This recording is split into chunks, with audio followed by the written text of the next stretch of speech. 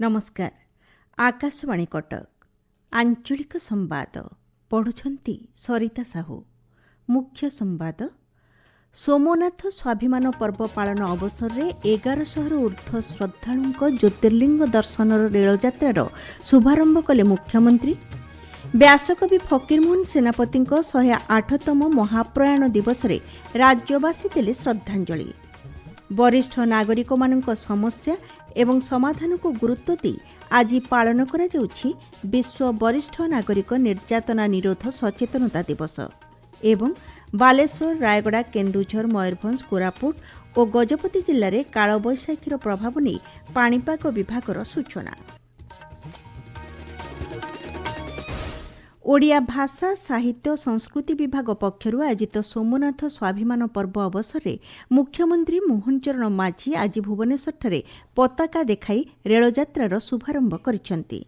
राज्यरू 1100 ऊर्ध्व श्रद्धालु गुजरात स्थित सोमनाथ ज्योतिर्लिंग दर्शन पई स्वतंत्र ट्रेन जोगे यात्रा करिसेंती। एही अवसर में मुख्यमंत्री कहिसेंती, आजिर एही पवित्र और ऐतिहासिक मुहूर्त रे ओडिशार 1100 रु अधिक शिव भक्तंकु नै भगवान सोमनाथंकर पवित्र धाम अभिमुखे यात्रा करबाकु थिबा एही स्वतंत्र ट्रेन रो शुभारंभ करबा मो पई एक सौभाग्यर कथा। यह केवल एक रेल यात्रा नुहे, यह होउची आम आस्था, भक्ति एवं आमर सांस्कृतिक स्वाभिमान रो यात्रा।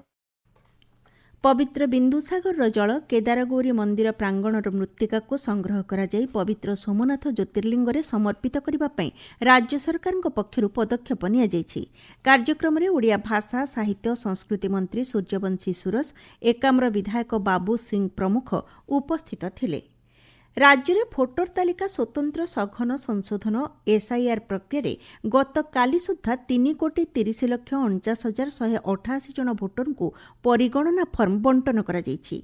मुख्य निर्वाचन अधिकारी कार्यालय मिलिथिबा सूचना अनुसार 1,15,36,537 भोटर तथ्य कंप्यूटरीकरण करा जायछि। सुंदरगढ़ जिले में पाखापाखि 63% भोटर फर्मर कंप्यूटरीकरण सफलतार सह करा जिबा सहित 99% भोटर को परिगणना फर्म दि जायछि।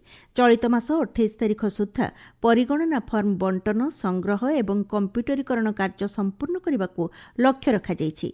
कंप्यूटरीकरण प्रक्रिया शेष हेबा परे भोटर तालिकारु मृत स्थानांतरित होइथिबा भोटरकर नाम बाद दिया जिवो एवं एहा परे एक संपूर्ण त्रुटिशून्य भोटर तालिका प्रकाश पाइबो बोली राज्य निर्वाचन अधिकारी कार्यालय सूत्रରୁ जणा पड़िछि। व्यासकवि फकीरमोहन सेनापति आज होउछि 108तम महाप्रयाण दिवस। 1843 मसीहा मकर संक्रांति रे जन्मग्रहण करिथिबा संक्रांति पुरुष फकीरमोहन 1918 मसीहा रज संक्रांति रे इहोलीला संवरण करथिले। ओडिया भाषार सुरक्षा पई संग्राम एवं ओडिया साहित्य को तांकर अवदान पई से चिरस्मरणीय होई रहिछंती। फकीरमोहन सेनापति को आधुनिक ओडिया कथा साहित्यर जनक कहा जाए। साधारण लोकंको भाषा रे लिखि ओडिया को एक स्वतंत्र परिचय फकीरमोहन देइथिले। 6 माण 8 गुंठ तांकर सबुठारु लोकप्रिय उपन्यास। फकीरमोहन तांकर लेखा, सांबादिकता और सामाजिक कार्यकलाप माध्यम ओडिया भाषार मर्यादा एवं स्वाधीनता को दृढ़ करथिले। एही अवसर में आज विभिन्न स्थान में स्मृति सभार आयोजन करा जाउछि।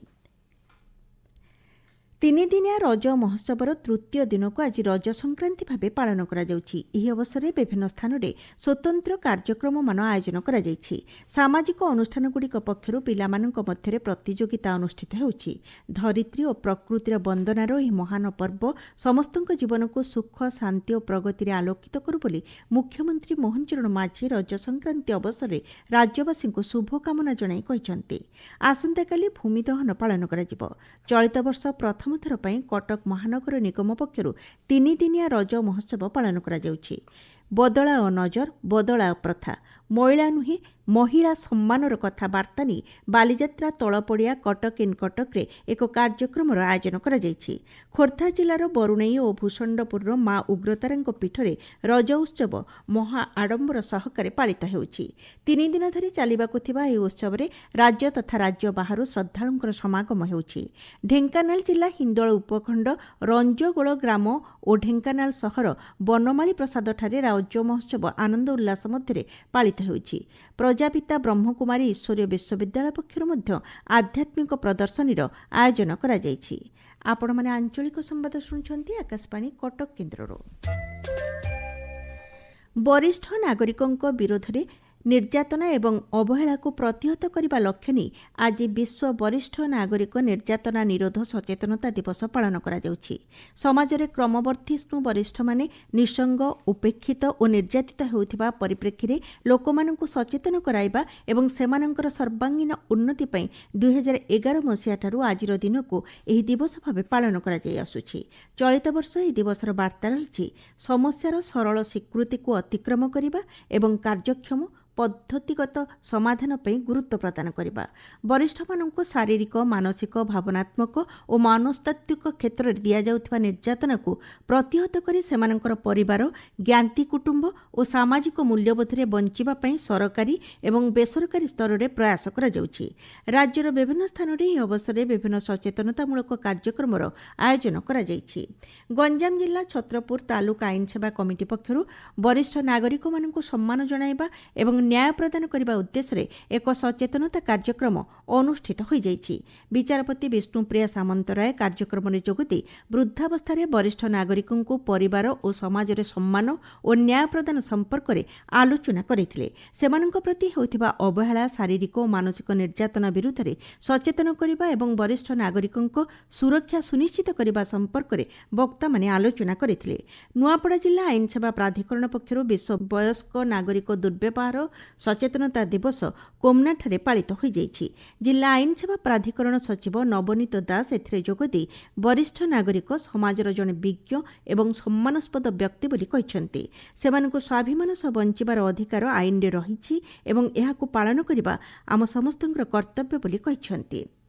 ରାଜ୍ୟ ସରକାର ଆଗାମୀ ଦିନରେ ବିଦ୍ୟୁତ୍ ଚାଳିତ ବ୍ୟାଟେରୀ ଯାନ କ୍ରୟ କରିବେ ବୋଲି ପରିବହନ ମନ୍ତ୍ରୀ ବିଭୂତିଭୂଷଣ ଜେନା କହିଛନ୍ତି।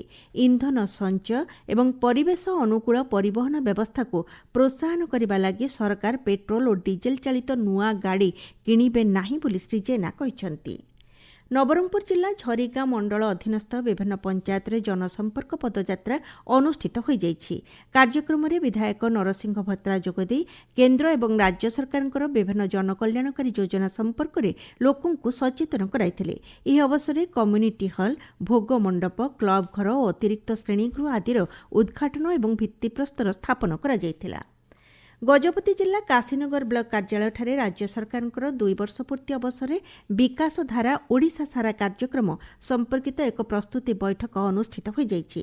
ବ୍ଲକ ଉନ୍ନୟନ ଅଧିକାରୀ ଡମ୍ବରୁଧର ମଲ୍ଲିକ ଏଥିରେ ଯୋଗଦେଇ ରାଜ୍ୟ ସରକାରଙ୍କର ଜନକଲ୍ୟାଣକାରୀ ଯୋଜନା ଓ ଗ୍ରାମୀଣ ବିକାଶ କାର୍ଯ୍ୟକ୍ରମକୁ ସାଧାରଣ ଲୋକଙ୍କ ନିକଟରେ ପହଞ୍ଚାଇବା ଏବଂ ସେ ସମ୍ପର୍କରେ ସଚେତନତା ସୃଷ୍ଟି ନେଇ ଆଲୋଚନା କରିଥିଲେ। ଆସନ୍ତା 18ରୁ 24 ତାରିଖ ପର୍ଯ୍ୟନ୍ତ ବ୍ଲକ ଏବଂ ବିଭିନ୍ନ ପଞ୍ଚାୟତରେ ଏହି ସଚେତନତା କାର୍ଯ୍ୟକ୍ରମ ଆୟୋଜନ କରାଯିବ। ବଲାଙ୍ଗୀର ବନଖଣ୍ଡ ପକ୍ଷରୁ ଖୁଜେନପାଲିଠାରେ ଏକ ପେଡ୍ ମାଁ କେ ନାମ 3.0 କାର୍ଯ୍ୟକ୍ରମ ଅନୁଷ୍ଠିତ ହୋଇଯାଇଛି। ପଞ୍ଚାୟତିରାଜ ତଥା ଗ୍ରାମ୍ୟ ଉନ୍ନୟନ ମନ୍ତ୍ରୀ ରବିନାରାୟଣ ନାୟକ କାର୍ଯ୍ୟକ୍ରମରେ ଯୋଗଦେଇ ପରିବେଶକୁ ସନ୍ତୁଳିତ ରଖିବା ପାଇଁ ପ୍ରଧାନମନ୍ତ୍ରୀଙ୍କ ପ୍ରୟାସକୁ ପ୍ରଶଂସା କରିଥିଲେ। ଏନ୍ଟିଏ ଦ୍ୱାରା ପରିଚାଳିତ ନିଟ୍ ୟୁଜି ପୁନଃ ପରୀକ୍ଷାର ଆଡମିଟ୍ କାର୍ଡ ଏନ୍ଟିଏ ୱେବସାଇଟ୍ରେ ଉପଲବ୍ଧ ରହିଛି। ପରୀକ୍ଷାର୍ଥୀ ଜନ୍ମ ତାରିଖ, ଆବେଦନପତ୍ର ନମ୍ବର କିମ୍ବା ପାସୱାର୍ଡ ବ୍ୟବହାର କରି nit.nta.nic.in ଆଡମିଟ୍ କାର୍ଡ ଡାଉନଲୋଡ୍ କରିପାରିବେ। ଆସନ୍ତା 21 ତାରିଖ ଅପରାହ୍ନ 2ଟାରୁ 5:15 ପର୍ଯ୍ୟନ୍ତ ପରୀକ୍ଷା ଅନୁଷ୍ଠିତ ହେବ। ପାଣିପାଗ। ଦକ୍ଷିଣ ପଶ୍ଚିମ ମୌସୁମୀ ବାୟୁ ବାଲେଶ୍ୱର, ମୟୂରଭଞ୍ଜ, ଭଦ୍ରକ, କେନ୍ଦ୍ରାପଡ଼ା ଓ ଜଗତସିଂହପୁର ଜିଲ୍ଲାକୁ ସ୍ପର୍ଶ କରିଛି। ଆସନ୍ତା 4ରୁ 5 ଦିନ ମଧ୍ୟରେ ଅନ୍ୟ ଜିଲ୍ଲାଗୁଡ଼ିକୁ ମୌସୁମୀ ବାୟୁ ଅଗ୍ରସର ହେବା ନେଇ ପାଣିପାଗ ବିଭାଗ ପକ୍ଷରୁ ଅନୁମାନ କରାଯାଇଛି। ଅନ୍ୟପକ୍ଷରେ ଚଳିତ ସପ୍ତାହ ଶେଷ ପର୍ଯ୍ୟନ୍ତ କାଳବୈଶାଖୀର ପ୍ରଭାବ ରହିବ। ବାଲେଶ୍ୱର, ରାୟଗଡ଼ା, କେନ୍ଦୁଝର, ମୟୂରଭଞ୍ଜ, କୋରାପୁଟ, ଗଜପତି ଜିଲ୍ଲାରେ ଆଜି ବିଜୁଳି ଘଡ଼ଘଡ଼ି ସହିତ ବର୍ଷାର ସମ୍ଭାବନା ରହିଛି। ମୁଖ୍ୟ ସମ୍ବାଦ ପୁଣିଥରେ। ସୋମନାଥ ସ୍ୱାଭିମାନ ପର୍ବ ପାଳନ ଅବସରରେ 1100ରୁ ଊର୍ଦ୍ଧ୍ୱ ଶ୍ରଦ୍ଧାଳୁଙ୍କ ଜ୍ୟୋତିର୍ଲିଙ୍ଗ ଦର୍ଶନ ରେଳଯାତ୍ରାର ଶୁଭାରମ୍ଭ କଲେ ମୁଖ୍ୟମନ୍ତ୍ରୀ। ବ୍ୟାସକବି ଫକୀରମୋହନ ସେନାପତିଙ୍କ 108ତମ ମହାପ୍ରୟାଣ ଦିବସରେ ରାଜ୍ୟବାସୀ ଦେଲେ ଶ୍ରଦ୍ଧାଞ୍ଜଳି।